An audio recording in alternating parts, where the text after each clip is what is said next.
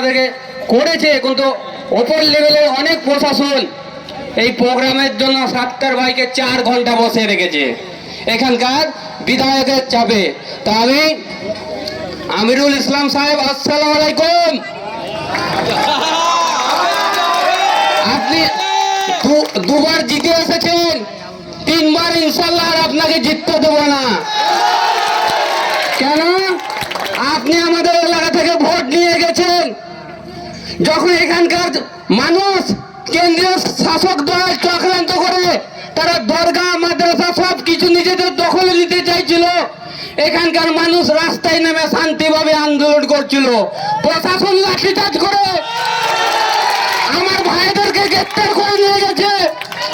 আপনি বোবা হয়ে গেছিলেন, কালা হয়ে গেছিলেন, আপনার মুখে কথা ছিল না। আপনি এখানকার মানুষের ভোট নিয়ে মমতা ব্যানার্জির দালালিগিরি করেছেন, তৃণমূলের দালালিগিরি করেছেন। তা আপনাকে আর আমরা এখানে জিততে দেবো না। আজকে থেকে আপনি তৈরি থাকুন। আসাদউদ্দিন ওয়াইসি সাহেব মুর্শিদাবাদে সভা করলেন, দ্বিতীয় সভা শামসের ঘরের মাটিতে নিবে। রাজ্য সভাপতি আছে, মধ্যে বলে এলাম। এতদিন হয়েছে সংখ্যালঘু এলাকা থেকে আমরা ভোট দিয়ে এই সরকারকে বাংলার গদিতে বসিয়েছি। আমরা মনে করি বাংলায় 40% সংখ্যালঘু ভোটার আমাদের, আর রাজ্যের মুখ্যমন্ত্রী মমতা ব্যানার্জি আপনি আমাদের ভোট নিয়ে আমাদের ভাইদেরকে জেলে ভরে রাখবেন। এখানে 700 জনকে গ্রেফতার করা হয়েছে। দিদি আপনি দায়িত্ব নিয়ে বলবেন যে এরা 700 জন যে ঘটনা ঘটেছে তার সঙ্গে জড়িত আছে, কেউ বলতে পারবে না।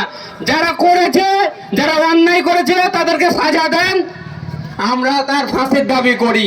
কিন্তু যারা ঘরে শুয়েছিল, রাস্তায় ছিল, তাকে আপনার পুলিশ তুলে নিয়ে তার উপরে ফায়ার করেছে, তাকে জেলে ভরেছে। মিম এসেছে, ব্যারিস্টার আসাদউদ্দিন ওয়াইসি সাহেব আসছেন এইসব মানুষের অধিকারের লড়াইয়ের জন্য। আপনারা ভোট নিয়ে আমাদেরকে, আমাদের এলাকায় স্কুল নাই, কলেজ নাই, শিল্প নাই, সংখ্যালঘু মুসলমানকে ভয় দেখাবার জন্য খালি থানা করে রাখবেন, এটা আর হবে না। ভোট हमारा, राज আর আপনাদের চলবে না। अब ভোট भी हमारा होगा, राज भी हमारा होगा।